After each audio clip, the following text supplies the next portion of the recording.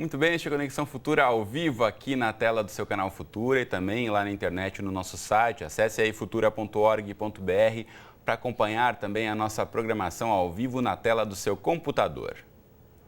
Bom, e depois de 2 anos e 7 meses de trabalho, o relatório final da Comissão Nacional da Verdade ficou pronto e foi entregue à presidente Dilma Rousseff numa solenidade no Palácio do Planalto no último mês de dezembro.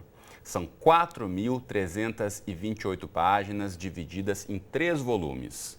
O levantamento realizado pela comissão, entre outras informações importantes, relaciona 434 mortos e desaparecidos políticos e aponta 377 pessoas, incluindo os presidentes militares, os generais Castelo Branco, Costa e Silva, Garrastazu Médici, Ernesto Geisel e João Batista Figueiredo, como responsáveis por graves violações dos direitos humanos. Segundo a comissão, as conclusões têm como base documentos, depoimentos de vítimas e testemunhas, inclusive de agentes públicos que teriam participado da repressão durante os 21 anos de ditadura no país, de 1964 a 1985. Então, no programa de hoje, vamos conversar sobre os desdobramentos do trabalho realizado por essa comissão e tentar responder aqui qual é o alcance desse relatório e discutir questões como anistia, será que pode aí ser revista a partir das conclusões do relatório? É sobre esse tema tão importante que a gente recebe aqui no estúdio a Dulce Pandolfi, que está aqui do meu lado, ela é pesquisadora da Fundação Getúlio Vargas. Dulce, tudo bem com você? Bem-vindo à Conexão. Tudo bom? Tudo bom, boa tarde a todos. Muito bom. Também conosco aqui no estúdio está o Cid Benjamin, ele é jornalista e colaborador da Comissão da Verdade aqui do Rio de Janeiro. Tudo bem, Cid? Bem-vindo. Boa tarde. Bom, e você de casa, como sempre, também é nosso convidado. Então aproveite aí para tirar suas dúvidas. Ao longo de mais de 2 anos discutimos muito aqui no Conexão a Comissão da Verdade. Então aproveite agora para mandar aí o seu recado, tirar todas as suas dúvidas. Participe da conversa mandando mensagens, comentários e opiniões para a gente pelas redes sociais. Você tem 2 caminhos diretos de comunicação conosco aqui no estúdio. O primeiro deles eu já mostro aí para você, é o facebook.com/canal Futura Oficial. E você ainda pode mandar tweets para a gente, marcando aí o nosso perfil, que é o @canal Futura. Se você não está conectado à internet, mas tem um telefone ao seu alcance de qualquer parte do Brasil, ligue aí 0 operadora 21 2273 5020. Enquanto você manda o seu recado, mais uma vez, 2 boas-vindas. Muito obrigado, Dulce e Cid, pela presença aqui no estúdio com a gente hoje. E a gente sabe que a Comissão Nacional da Verdade foi criada, para apurar e esclarecer, indicando as circunstâncias e a autoria de graves violações de direitos humanos praticadas entre 1946 e 88, que seria o período compreendido entre as 2 últimas constituições democráticas brasileiras, com o objetivo de efetivar o direito à memória e à verdade histórica e promover a reconciliação nacional. Essa era a proposta inicial. Então, quero saber, na avaliação dos nossos entrevistados, começando por você, Dulce, essa missão foi cumprida pela comissão? Olha, eu acho que a gente tem que entender isso tudo como um processo, né? Eu acho que o trabalho da comissão ele teve antecedentes importantes, que data desde a época da Comissão da Anistia, do Comitê Brasileiro da Anistia, por exemplo, ainda durante o regime militar, durante o período da ditadura, depois com a Comissão dos Mortos Desaparecidos, e com a Comissão da Anistia e depois a Comissão da Verdade. Né? Eu acho que foi um trabalho importante, claro que é um período muito extenso. O Brasil, diferentemente de outros países, demorou muito a criar sua Comissão da Verdade. A olhar para esse período histórico. Exatamente, a fazer exatamente essa revisão desse período. Né? Então, as violações foram muito graves. Né? Então, eu acho que foi um período curto, com um passado muito longínquo. Então, claro que tem vários problemas ainda para serem vistos, analisados, descobertos, etc, etc e tal. Mas eu acho que o mais importante de tudo é que na sociedade brasileira existia um tabu muito grande sobre o regime militar. Não era nem chamado de ditadura, se negava a existência da tortura. Para mim, o grande avanço foi exatamente a comissão ter responsabilizado o Estado brasileiro, os presidentes da República, os altos escalões das Forças Armadas pela prática da tortura e da violação dos direitos humanos nesse período. Isso eu acho que foi um ganho enorme, ou seja, o debate sobre a tortura e sobre essa violação dos direitos humanos e sobre o regime militar, ele veio à tona nesse período. Eu espero, né, que os trabalhos não se encerrem aí. Eu acho que cabe à sociedade e ao próprio governo, né, estimular, e até uma proposta da própria comissão, que se crie uma nova comissão, uma nova, enfim, entidade que leve avante os trabalhos. Então, são muitas lacunas, não tem a menor dúvida, né, mas eu acho que, se você me perguntar, eu acho que o objetivo principal foi cumprido. Muito bem. Como disse a Dulce aqui, o Brasil demorou muito para revisitar esse período histórico em comparação com outros países vizinhos, até que também viveram momentos de ditadura. E para você, Cid, a comissão cumpriu a sua missão inicial? Olha, eu concordo com o que disse a Dulce. Quero lembrar que a ditadura, se a gente pega o início do governo civil, 85, de 85 até 2013, quando foi criada, tem uma quantidade de tempo enorme. E desaparecem as provas, morrem testemunhas, morrem vítimas, enfim, é muito mais difícil você apurar isso aí. É preciso levar em conta que essa comissão deveria ter sido criada, tudo bem que não fosse criada pelo Sarney, nem pelo Collor, que eram governantes, foram presidentes, que tinham relações, estavam comprometidos com a ditadura. Eles não criariam. Né? Mas mesmo o Fernando Henrique Cardoso, depois o Lula, enfim, deveriam ter avançado nisso aí. Nós estamos muito atrasados em relação ao resto da América Latina. E isso atrapalhou muito o trabalho da comissão. Um segundo elemento, me parece da maior importância, é que as Forças Armadas não colaboraram em nada. Chegaram a emitir uma nota oficial dizendo que não podiam nem confirmar nem desmentir a prática de torturas em quartéis. Quer dizer, isso é um escárnio.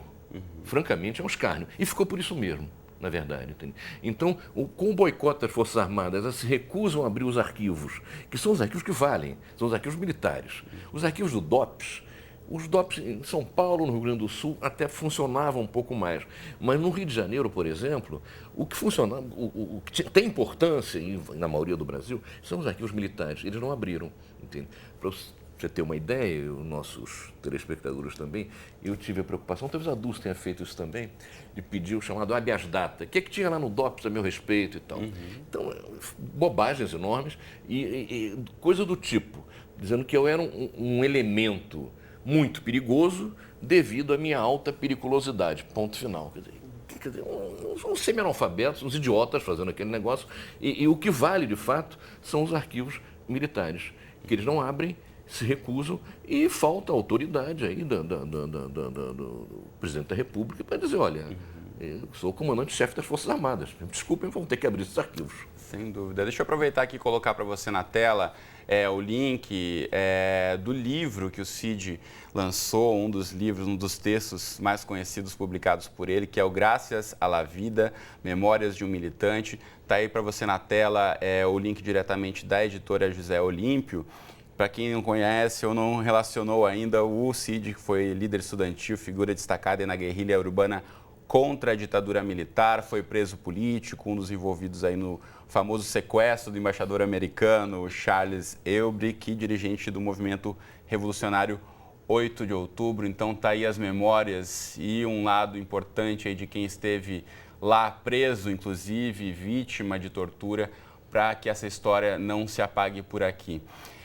Uma das questões importantes que vocês já abordaram aqui, que é o tema da anistia aos agentes públicos envolvidos com torturas, por exemplo, já foi tratado pelo Judiciário brasileiro em 2010, quando o Supremo Tribunal Federal julgou uma ação da Ordem dos Advogados do Brasil que pedia que fosse declarada inconstitucional a lei da anistia. Mas, por maioria absoluta, o Supremo apoiou a tese e garantiu a validade da lei da anistia para os delitos cometidos pelos dois lados, então, durante a ditadura militar, civil-militar, beneficiando de forma recíproca tanto os agentes do Estado quanto os que aderiram à luta armada contra a ditadura civil-militar. Como é que você avalia, Dulce, essa questão da anistia? Acaba deixando os dois lados equiparados, mas beneficia mais um lado do que o outro? Eu acho um absurdo, Eu acho que essa lei da anistia ela tem que ser revista ou se fazer uma releitura dela, até para o telespectador entender.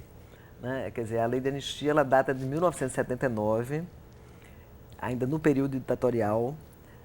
Se alega que houve um pacto da sociedade em função dessa lei, não é essa a história, porque você tinha naquele momento projetos distintos sendo votados num parlamento completamente regulado, era um parlamento que funcionava com limites, com censura, com cassação de pessoas, enfim. Então eram 2 projetos. Tinha um projeto do Comitê Brasileiro da Anistia, que a mãe do Cid foi uma das pessoas mais importantes, era Maia, né, Benjamin, que foi presidente do Comitê Brasileiro da Anistia. Tinha um projeto, digamos, das pessoas envolvidas, do CBA, com essa questão, e tinha um outro projeto. O vitorioso na Câmara, no Congresso Nacional, foi esse projeto que o presidente Figueiredo, o ditador Figueiredo, né, concedeu essa anistia, onde se dizia o seguinte, e aí é que é um debate complexo, porque estavam anistiadas pessoas, né, os crimes políticos, as pessoas que tivessem cometido os crimes políticos, os crimes considerados conexos aos crimes políticos, porque não se reconhecia a tortura no Brasil, a existência da tortura. Então, portanto, não poderia se dizer que os torturadores estavam anistiados. Porque mas a leitura, não reconhecia a tortura. Se não reconhecia a tortura, se não tinha torturador, você não podia anistiar torturador. Né? Mas dizia os crimes políticos e os conexos aos crimes políticos. E o que é mais sério nessa lei é que tinha um artigo que dizia o seguinte, exceto aqueles que cometeram os considerados crimes de sangue, sequestro, assalto, etc, etc, tal. Então, mesmo os presos políticos que estavam nas cadeias naquele momento, em 79, eles não foram beneficiados pela lei da anistia. A anistia trouxe o pessoal que estava no exílio, né, os exilados. É claro que uma parte da sociedade reconheceu que era uma anistia limitada, mas era uma anistia possível naquela conjuntura, né? E daí gerou até um certo mito de que a anistia foi para os 2 lados. Nem a lei diz isso. É uma leitura equivocada da lei da anistia. O que está dito lá é que estão anistiados os crimes políticos e os conexos aos crimes políticos. Em nenhum lugar do mundo, tortura é considerado crime conexo a crime político. Pelo contrário, hoje existe um consenso no mundo, em todos os tribunais, né, da humanidade, considerando a tortura um crime de lesa humanidade. Portanto, é um crime que ele não é anistiável, ele não pode sofrer fiança, ele é um crime que não tem, digamos, nenhuma concessão, não é possível nenhuma concessão com a tortura. Então, a partir desse momento agora em que o Estado reconhece a tortura durante o período da ditadura, se acredita, Cid, que poderia ser revisada a lei da anistia, deveria ser revisada? Eu quero, antes de responder essa pergunta, eu queria voltar a essa questão do crime conexo. Eu não sou advogado, mas, enfim, aprendi um pouco a esse respeito. Também como exilado? Também como exilado, depois eu trabalhei na OAB há muito tempo. Mas o que seria um crime conexo, por exemplo, ao crime político, do sequestro do embaixador americano? Seria o roubo de um carro para utilizar no sequestro, para dificultar a identificação dos participantes, etc. Isso é um crime conexo.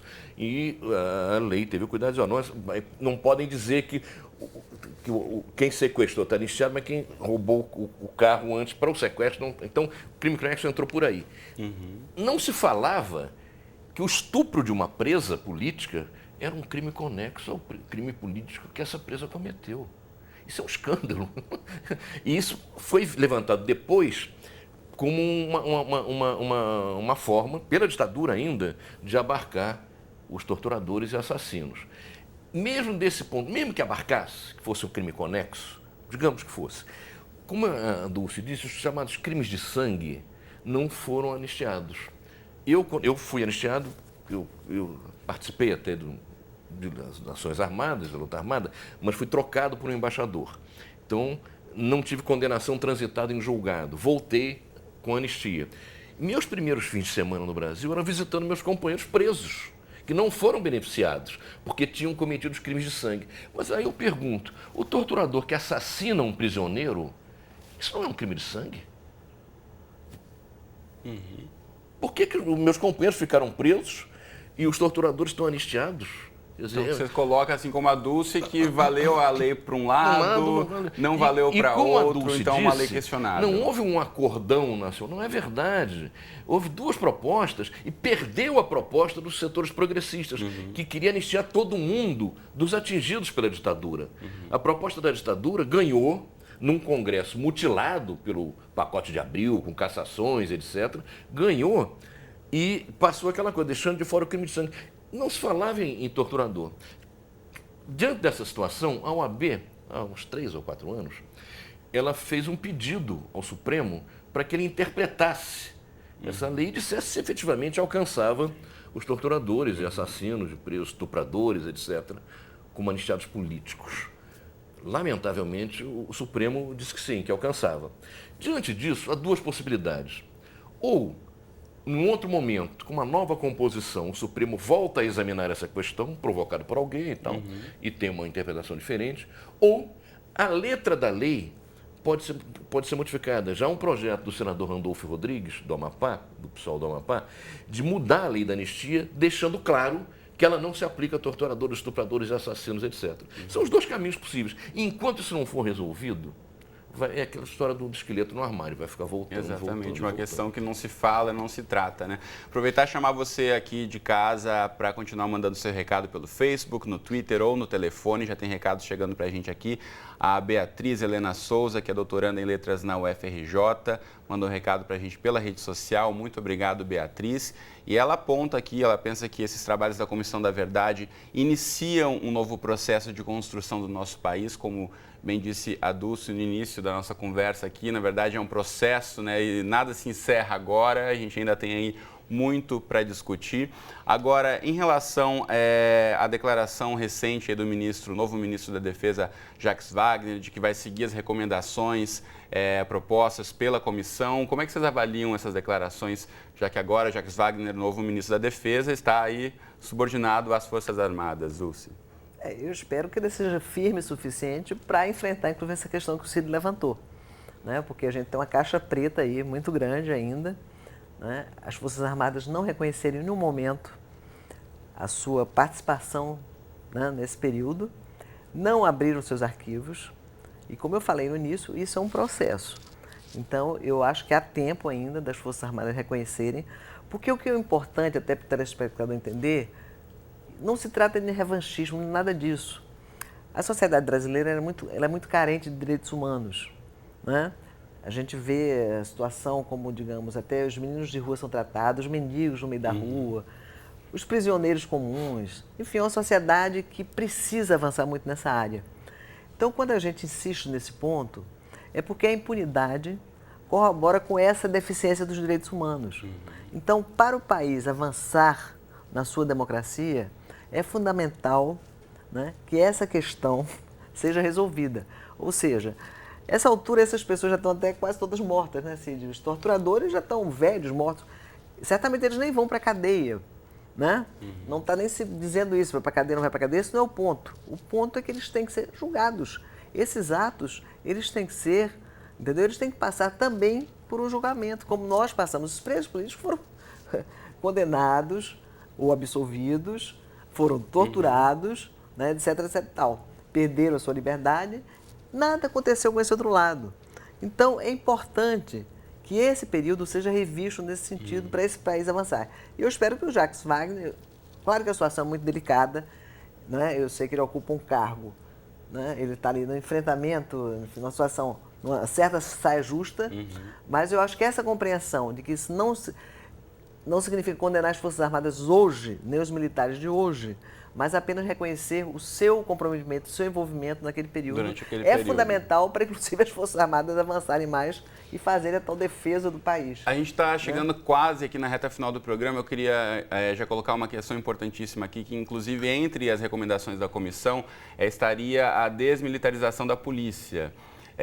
Frente a isso, né, frente então o novo ministro da Defesa, Jacques Wagner, que tem aí as Forças Armadas subordinadas a ele, como é que você vê essa questão dessa recomendação, Cid? Olha, é fundamental. Os países civilizados não têm polícia militarizada.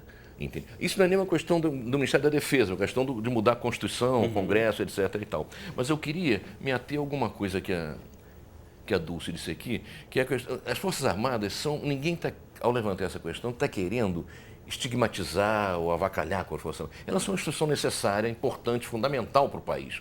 Agora, todo país necessita de suas Forças Armadas. Precisa, e é bom que seja respeitada, mas elas têm que se dar o respeito. Elas não podem dizer que não sabem se houve tortura ou não nos quartéis. Não podem dizer que o Vladimir Herzog se matou no DOI-CODE de São Paulo. É preciso que elas se adequem a um país democrático, uma democracia. E, nesse sentido, é importante, por exemplo, que a sociedade e o governo civil diga qual é a formação dos jovens oficiais da Marinha, da Aeronáutica e do Exército. Porque eles continuam aprendendo nas escolas militares que a ditadura foi uma revolução redentora para o país. Então passa pela formação dos militares não é à toa. Claro, os militares têm que se entrosar numa sociedade que hoje é democrática. Então ninguém está querendo enxovalhar as Forças Armadas com isso. Elas são uma instituição fundamental. Agora, elas têm que se dar o respeito. Elas não podem continuar afirmando o que afirmam, tem que se integrar de fato e participar, se irmanar na construção de um país democrático. A gente está aqui encaminhando para o finzinho, eu quero lembrar aí, tentar pontuar aqui em termos de história do Brasil, o que os nossos entrevistados aqui pensam que representa os resultados da Comissão Nacional da Verdade e engatar aqui também a pergunta que chegou para a gente do Ícaro pelo Facebook. Obrigado, Ícaro, pelo seu recado. Ele diz aqui que a Comissão da Verdade se tornou um grande marco histórico para o esclarecimento de crimes e violações aos direitos humanos no Brasil e pergunta qual o impacto, então, que essa comissão e as suas resoluções terão nas gerações futuras a partir de agora. A gente viu aí já recentemente a própria OAB propôs uma Comissão da Verdade sobre o período da escravidão no Brasil. Então, como é que a gente pode avaliar esse marco histórico, né, a prerrogativa que a Comissão da Verdade traz para a história brasileira, Dulce? Eu acho que esse link tem que ser feito, né? Esse link histórico, digamos assim, com outros episódios, outros momentos. Eu acho que essa questão dos livros didáticos são super importantes, né? Eu sou professora, inclusive às vezes dou aula na graduação também, e até hoje, por exemplo, os livros da escola militar são feitos livros por militares. Um aluno meu levou na sala de aula, eu nem acreditei que fosse possível, isso está falando de hoje. Há 3 né? anos, então, o paraninfo da turma de jovens oficiais militares formados em agulhas negras foi o Médici, que era o ditador no período mais duro do regime militar. Quer dizer, algo está errado aí. Então é importante, né, essa atualização, né? É importante que se façam as conexões entre os diversos períodos ditatoriais. É importante entender que a tortura existe até hoje no Brasil. E é importante que a gente não pode conviver, a sociedade brasileira não pode conviver com essa escassez de direitos humanos, que o país será muito mais democrático, um país muito mais moderno, muito mais livre para todos. Quanto mais a gente combater essas práticas hediondas. Então, eu acho que a gente vive um momento importantíssimo. Por isso que eu disse que esse trabalho, eu acho que tem esse grande valor, ter trazido esse tema. Você vê a televisão, a gente está aqui no Canal Futura discutindo um tema que jamais era impensável ser discutido na televisão, com o pessoal participando aí nas redes sociais. Então eu vejo como um momento muito rico e é importante a gente dar esse salto. É importante que os trabalhos continuem, que se criem novas instâncias para continuar na apuração desses... Muita coisa ainda tem que vir à tona. Sem dúvida. Há muitas gavetas a serem abertas, como disse o Cid, muitos documentos a serem revelados e a gente espera que essa discussão continue. A quantidade de camponeses no Nordeste, né, que até hoje não se sabe nem o nome, essas pessoas que morreram lá. Exato. Então tem muita caixa preta para ser descoberta. Bom, infelizmente o nosso tempo aqui já estourou, a gente vai voltar a esse tema aqui novamente. Quero aproveitar que já que estamos dizendo para que o assunto não pare por aqui no nosso programa, nos nossos 25 minutos cronometrados da TV, acesse o site cnv.gov.br, é o site oficial da Comissão Nacional da Verdade. O relatório na íntegra está disponível, você pode aí baixar, ler, compartilhar. Leve essa discussão aí na sua roda de amigos, entre a sua família, para a sua escola, para a sua faculdade. Aí não deixe esse assunto parar por aqui com o fim da comissão. A gente tem que rever a nossa história constantemente para que esse tipo de crime que ocorreu lá atrás não volte a acontecer e que não continue acontecendo aí crimes de tortura como infelizmente ainda acontecem no país. Cid, Dulce, foi um prazer recebê-los aqui. Muito obrigado pela participação no Conexão de hoje. Boa tarde pelo convite. Obrigado. Você de casa, obrigado pela companhia de sempre. Eu te espero aqui, então, de segunda a sexta, ao vivo, às 2h30 da tarde. A gente tem representações 00:30 e 7h30 da manhã. Ou então, qualquer hora do dia e da noite, a gente tem um encontro marcado lá no site do Canal Futura. Um abraço para você e até a próxima.